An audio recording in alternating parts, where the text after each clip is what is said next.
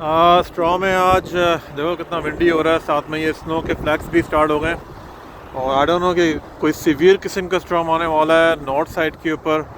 और bad luck, मुझे जाना भी आज उस तरफ है जिस तरफ स्ट्रॉम ज़्यादा है। तो लेट्स सी, क्योंकि यहाँ पे क्या है कि जॉब्स तो आपको करनी है, किस किस्म का भी वेदर हो, एज लॉन्ग सेफ्टी हो और आप कर सके तो you can not skip a job, क्योंकि स्केड्यूल होता है और टाइमिंग है, कस्टमर को प्रोडक्ट चाहिए होता है, तो फिर आपको जो है ना वो समहाउ निकलना ही पड़ता है। लाइफ को रिस्क भी होती है, लेकिन बहरहाल इस तरह की जॉब्स के अंदर जो है ना फिर वो लोग कोशिश करते हैं कि भाई वो सफ़र करते हैं।